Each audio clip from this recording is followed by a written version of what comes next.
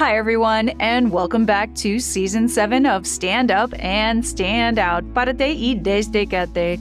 I'm your hostess with the mostest, Nikki Green. As a life and business resiliency expert, I thought we would share some stories of resilience this season. It's also the 1-year anniversary of Chameleon Mindset, my best-selling book, and we are giving away a bunch of great prizes and deep discounts on my coaching programs to celebrate. Be sure to check the show notes of each episode to learn more and follow me on social media. I hope you're enjoying Season 7, and I look forward to hearing your feedback and comments on the fascinating topics we're going to cover with each guest. Hello, everyone, and welcome back to Stand Up and Stand Out. Párate y desdécate. Today, we have a very inspiring guest. Elisabeth Henderson is here. I had the privilege of meeting Elisabeth in person at a friend of ours event down in Dallas, and we immediately hit it off. And I said, you should be on my podcast. Hi, Elisabeth. Welcome to the show. Hi, how are you doing? Doing fantastic. I'm so excited for you to be here. I know you have some incredible things going on that you want to share with our audience. And you just have a really incredible story as well, which I think will be inspiring for many people. So I got to get to know you a little bit in person in Dallas. That was really fun. We have a fellow friend in common, Sarah Thomas Jones. You guys might have seen her on the podcast a couple episodes ago talking about her fashion business. But maybe, Elisabeth, tell us a little bit about yourself and your life, your history, and where you want to go from there. Thanks for the introduction. It's very nice things to say. So I'm in Dallas, Texas. I grew up here. I went to school in Texas as well. Went to college in Texas. And right now I'm a coach. And I work with a lot of people who are teachers, educators, people involved in creative pursuits, who teach and educate, and performers as well, people who work in performing arts. And I really like it a lot. And it's not something that I ever thought of doing when I was in high school or college. I never thought about getting into coaching, and I didn't know what it even was until around grad school. And anyway, it's become something that just makes me feel alive, and something that I love doing. I love supporting people who are, hesitant about making themselves known, who are nervous about sharing or had anxiety around sharing their gifts and talents with other people. Or people, a lot of people I work with have gotten out of school, and a lot of them have, don't know which way to go. And then I have other people I work with who are more seasoned in the performing arts, who are well-established, well-known, who, want to make moves and want to make bigger moves than they ever had before. And so, it's been really fulfilling and exciting to be able to support people in this way. I had no idea I'd be doing this. That's for sure. Well, and it resonates with you, I think, so well because of your background in the creative arts. So maybe share a little bit about where you started that journey. Let's see. So I started in high school. I did some community theater and high school theater. And, I was really, into dancing, taking ballet and jazz 5 days a week, and taking a lot of classes. And I love being in musicals, and I love plays, and I love watching them and supporting them in operas. And I just love the performing arts, everything about it. And that's just something that I did in high school that really, brought me a sense of excitement and peace. And as well as, being able to have something to channel my creative energy through after all the academic work. So that's something that I really enjoyed. And so, as when I got out of high school, I chose a major, and, it was one, of course, Mom helped me pick. And I got through it. I learned some useful things. And then I got out of performing arts, and I got out of attending the performances because I was so focused on school and trying to complete the degree. And I got really down in the dumps because it was very overwhelming for me to be, in a degree path that's something that I didn't really connect with. It's just something I wanted to get over with. So, I got really depressed and down in the dumps. And I remember the doctor is just kind of like, why don't you just go on antidepressants again? And I was like, I don't want to go on antidepressants again. I don't like the side effects, the sleepiness, the yawning, and all those things. And so I decided to like march myself down to like a wellness fair in Dallas. And, I got there and you see all these people like, one person's like doing Tai Chi in the corner, and the other person's hula hooping themselves silly, and the sound bath therapies and all these things are outside. And I'm walking towards the door and I hear this really nice sound. It's like rippling sound, so beautiful. And I was like, where's that sound coming from? And I like turn and I look, and there's this like older man and he's sitting down and he's playing a lap harp. And I was like, gosh, that is so gorgeous. And he's just kind of like, hey, what are you here for? And I said, I'm kind of down in the dumps. I'm trying to look for some kind of like creative expression or some kind of way to, channel my emotions through and to try to process them and just let everything just settle and go. And he's like, have you tried sound therapy? And I'm just kind of like, well, that sounds kind of new age and weird and something that probably wouldn't help, especially after the things I've been through.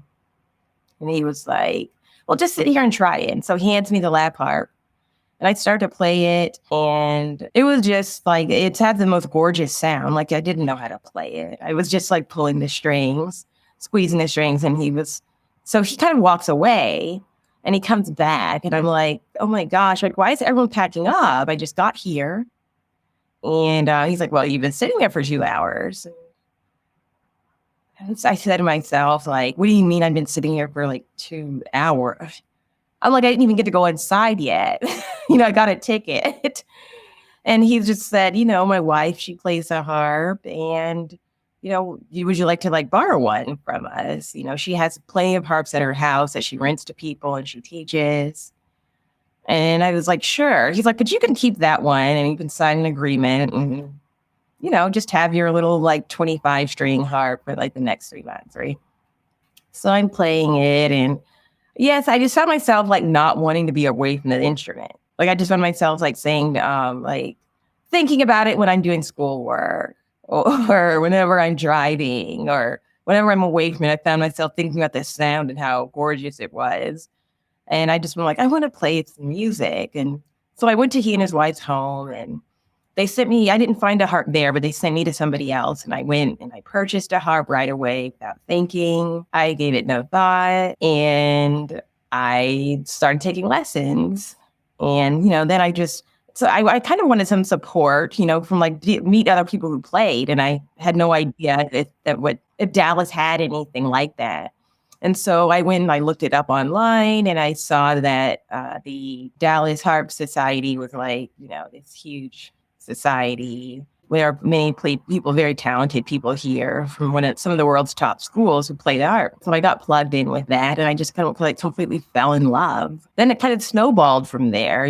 My teacher, directed me to, maybe you want to volunteer in the arts so other people can learn instruments. And so I started, attending her performances and other women's performances who were at the Harp Society.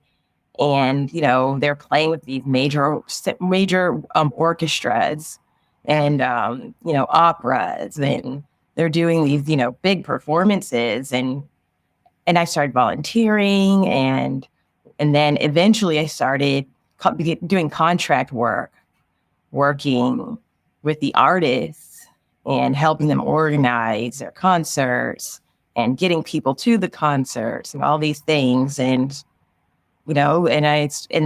it just snowballed from there. It's like my whole life changed. In such an important way, right? And I love that because I think, and this is a lot of what you coach as well, is like a lot of people I think get stuck because they're told they're supposed to be doing a certain thing. And they go and they do their best, they try to academically put themselves into the endeavor, but it just doesn't resonate with them. It just doesn't fulfill them with the same amount of joy. And you don't have that same obsession that you do when you really love something. And I love this about your story because you really was like, no, this fills me up. This is the thing I should be doing. And you really just dove into it, full. And so many wonderful things came out of it from there. And You met so many amazing people. You said you even got to travel with this too, right? As you were helping. And Yes, yes. I mean, I started developing like a stronger interest in, this classical music that was like hundreds of years old. And then I started, to attend festivals in other countries that, featured the music and that featured the composers, visited some of their homes. I went to Hungary, I went to, Austria. And, and I went with some of the people, some of my friends from here in the area who, teach violin and teach, classical music. Some of them, they work over there in the summers. And so they're just sort of going, why don't you come and let's visit Mozart's home? And, and it just became like this thing like where, I had grown up, my mom, was a librarian. And so, she's very familiar with lots of information. She's a gorgeous singer and, her brother played the trumpet for 20 years and, they have some connection to music. But, and I studied a little bit about classical music growing up when I went in school. And it was in private school. So it wasn't like I was learning how to play a specific instrument in elementary school.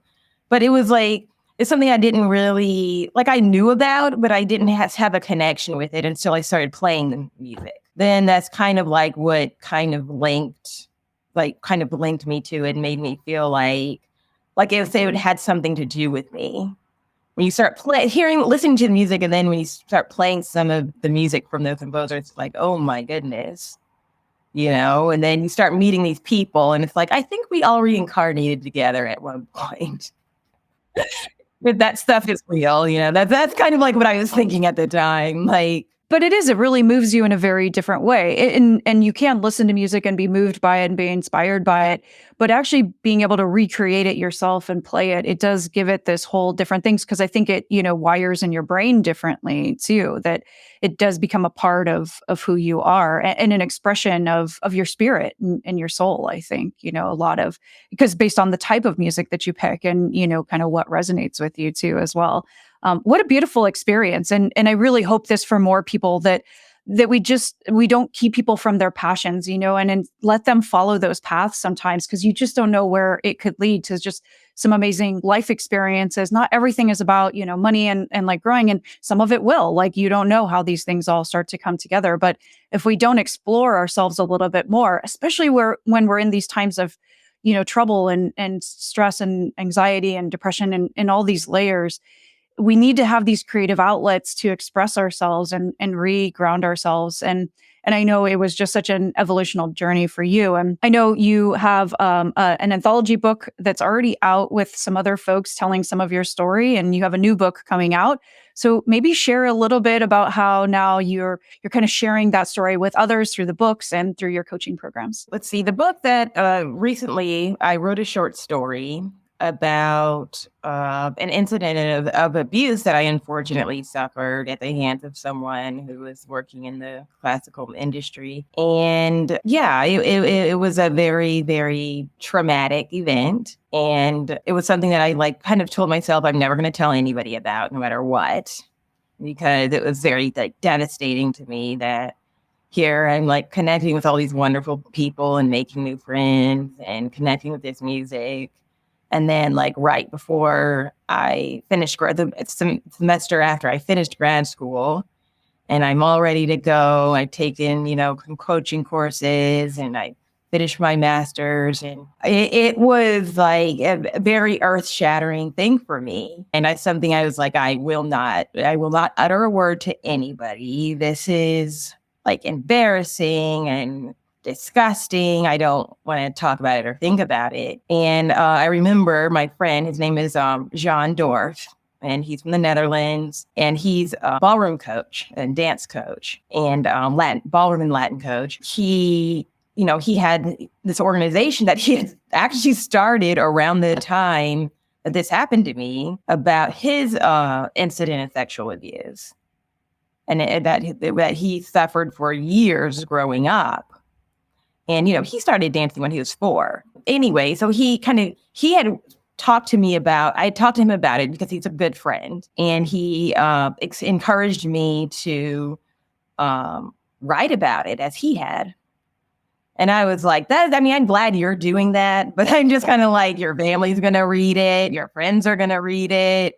I'm like, I don't understand. Like, yeah, I told him like, I can't do that. And that's a lot. I'm like, I'm glad you're taking that on, but that's like, And so, as I went through treatment, as he continued to write his book, it was like happening at the same time. I developed anorexia I'm sorry, I said treatment, but I didn't tell you what it meant. I developed anorexia after I went through this horrible event, and he was writing his book at the time I was in treatment, and he was almost done actually by the time I was halfway through. But anyway, he encouraged me to write about it, and I did. He's like, you should write it. Just write a short story and get it out on paper. And I didn't want to. It took me like a month to write like 5,000 words because it felt disgusting just thinking about it again. But then I felt some lightness after I had written it. Some feeling of, oh my gosh, I'm putting this on paper and this is possibly for others to read. And I just felt like this lightness around being able to like say it all out, what happened sequentially, and, talk about, my deepest thoughts that went through my mind after it happened and everything else. And yeah, I had never had any idea that like I would ever tell a soul, much less write a story and then a book. So anyway, the name of the book is called Unheard Voices by John Dorff. And there's about 5 stories in there. Different people telling their stories of things that have happened to them, that traumatic experiences and how they came out on the other end. And it was really exciting for me to be able to like write it and then have the support of the people around me to say, it's okay to tell your story. And it doesn't matter what other people think about you talking about it publicly, whether they think it's true or not. It doesn't matter because it's going to help someone. It absolutely will. And I think the more people that I come in contact through my coaching as well, realizing how many voices have been shut down, how many people have not told their story, even to another human being. And yes, writing it takes a whole nother level of courage and vulnerability to be able to share. But there's going to be a lot of people that will read it and then maybe finally tell their story and get that lightness, that little bit of relief. Because I know when I wrote about my traumas, it literally was like reliving them, like in the moment.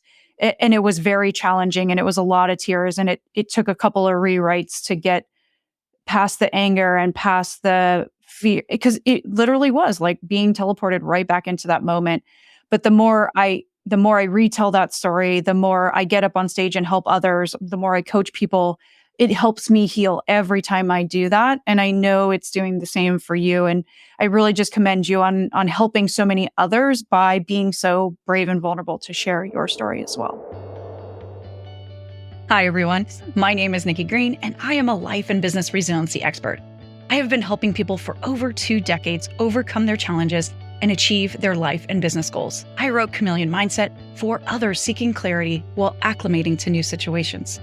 This entertaining yet research-based guide to transitions will open your mind to unique strategies for finding purpose and achieving your goals. Through my new book, you will create the happy life you desire with 5 philosophies for change, beginning with C for creative adaptability. Move from resistance to resilience by assessing and adjusting your risk tolerance. The practical lessons in Chameleon Mindset will help you shift your mindset, sharpen your skill set, and overcome the things holding you back from dealing with change.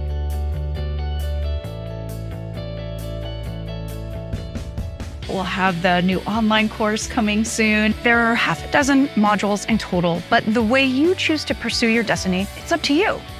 Each module can be done independently or repeated as necessary to tackle new obstacles and new goals in your life. And you can earn extra Chameleon coins for uncovering them. What are Chameleon coins, you might ask? These are reward XP that you can earn to purchase additional Chameleon Mindset benefits as you progress through the course. You can get swag, group coaching, one-on-one coaching, exclusive event tickets, and networking opportunities. And if you collect enough coins, you can even earn a full-day VIP intensive with me to work solely on your goals. And by joining the Chameleon Crew, you will also gain access to my network of thousands of influential people around the world with expertise to help you on your business, your personal endeavors, health and fitness, and so much more. Reserve a copy today and click below to be added to our subscriber list. Yeah, well, thanks for that. It's like the more I write about it and speak about it, it's not just healing for me, but it is. And that's like primarily why I first wrote it. But then it's like, you hear other people tell you their stories and things that have happened to them. And it's just, John used to say to me, it's like one less story to tell. Every story of sexual abuse needs to be told. And when you tell yours, you're, sending a message to yourself that, no, it wasn't okay and it wasn't my fault. However, it did happen and it did wound me, and I'm responsible for healing because, no one's going to do it for you. No one can do those things for you. And how you decide to process it, you don't have to write a book.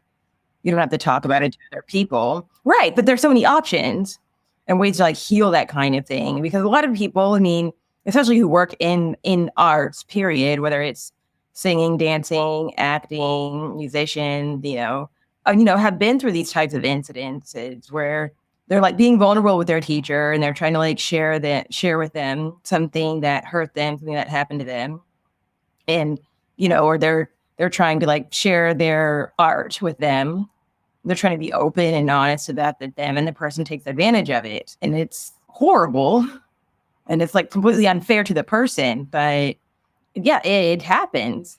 And so I've had people tell me about their stories, even as I volunteered before the incident happened to me, people told me their stories about things that had happened to them that, were grisly, ugly, and, should have never taken place. But, I just really like remind people, like, own your own story. It's yours. So. And I love how you're taking these experiences now and you're coaching others. So maybe talk a little bit more about how you help people and the programs that you do with people to continue to, again, help them heal and move forward. Well, yeah, the thing is, it's like, I do transformational coaching. So, maybe you have an eating disorder, maybe you don't, that's just something that I personally went through. But whether you do or not, I work with people on, noticing the things that might be holding them back and, transforming those little parts, even the parts that don't seem significant, the things that you don't quite notice, as we talk in our sessions, we talk about things, and there are always these things that we do maybe to ourselves or from ourselves and that we don't notice that keep us from being able to move forward to the next thing. And a lot of us think like, okay, if I had more lessons, I could play my instrument better, then I would get work. Or if I studied harder and I did this, and I would get that job. Or if I did these lists of things, then I should get this outcome. And a lot of people, especially if you've spent a long time in academia, that's kind of how you think. This very schematic thinking about how things should be once I do this. And then that's not always the case, because there are a lot of other facets to how we move towards our goals and how we pursue our ambitions and desires that we don't always look at or even want to look at, because we're like so focused either on the physical, or maybe we're too focused on the spiritual aspect of it.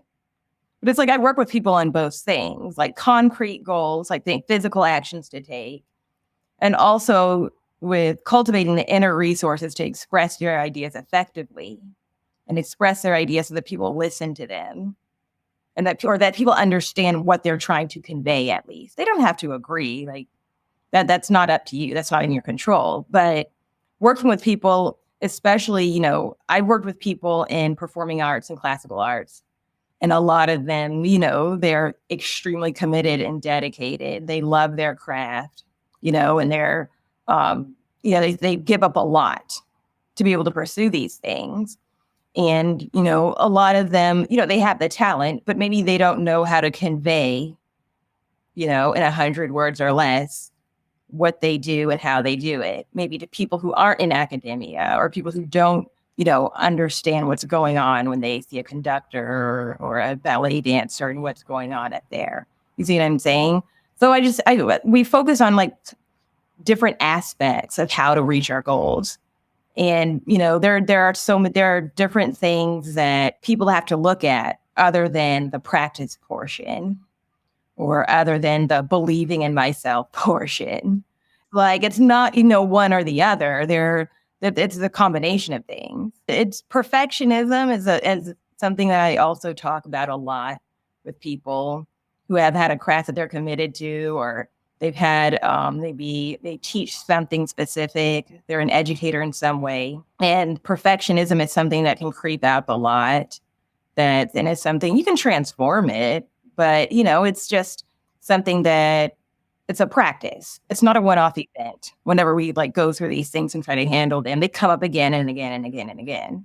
So it's like, whenever I work with people, I try to create a place for them to be seen, heard, supported, and understood. And at the same time, kind of reflect back to them what it is that, they might need to take a closer look at. And I use my experience of like working in the field and try to like help them like bring focus to some specific things. And a lot of times, we're afraid, especially whether you work in arts or not, if you're not able to put all your focus in on like one thing, or if you want to put all your focus in on one thing and not look at anything else, well, those other parts of your mind and your body and your spirit don't get exercised. You're not able to like apply what you've learned to the future situations. Like what comes after you practice? Well, you're going to have to talk to people and you're going to have to like put yourself in front of everyone and maybe put some vulnerability in there,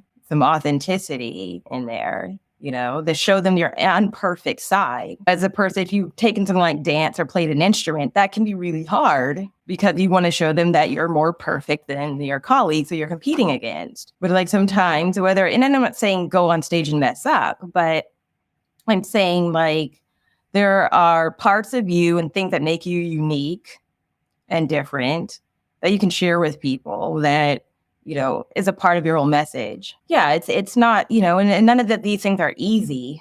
If you've been like locked away in a practice room focusing on one thing for 8 hours since you were 5 and now you're 25 and you need to find work, like those are muscles you haven't worked. And there's a lot to do there in that transformation.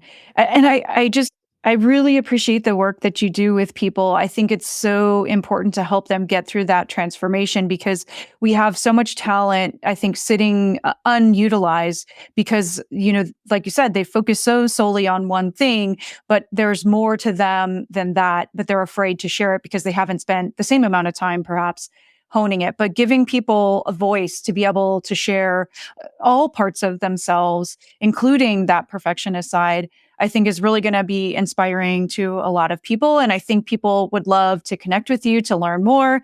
I know you have a new book coming out. So believe it or not, time is running out today for the show. So before we go, though, why don't you let people know where they can find you, how best to connect with you, and a little bit about your upcoming book? Where you should find me. Okay. So obviously it's ElisabethGHenderson.com. And you can request an appointment, or if you want to speak, we can request a free 90-minute consultation. We can just talk and just have a little discussion, find out where you are. My book, The Courage to Own My Own Truth, is coming out in April, May, sometime this spring, late spring. It's coming out on Amazon. And it's my story about how I developed acceptance and learned to own the parts of myself that I didn't want to own, and how I used the trying terrible things that happened in the past to like turn it into something to empower myself with, to come out on the other side and to be able to talk about it with other people openly and without shame or disgust, and just just share that part of me so that other people who are maybe going through something similar can be supported. Yeah, I coach and I write, and those are my full-time jobs. And I love it very much. And I just have such a passion, and it excites me so much to be able to like support educators and to support people within creative pursuits, or people who just want to maybe transform their life and career in some way that's authentic to them and that feels right and that helps them reach their goals. So no, I really, really enjoy it. So thanks for having me on. Yeah, it's been so wonderful. I've loved chatting with you. Hopefully next time I come into Dallas, we'll hang out again in person. But I appreciate that you joining some of our community events virtually as well to meet some of the other members. I feel just your work is very inspiring, and I know you're going to continue to help a lot more people. And I just want to encourage people to definitely connect with Elisabeth if you enjoyed this episode. And if you missed any of our other episodes, please don't hesitate to go back. You can catch Sarah Jones-Thomas on a previous episode, learn more about her fashion business, and so many other great and inspiring people. Well, thank you all for joining us today for another talk on vulnerability. I hope you enjoyed this episode of Stand Up and Stand Out. And if you don't already, please like, subscribe, follow, comment on whatever platform you happen to be catching us on. And we'll catch you next time on the next episode. Bye, everybody.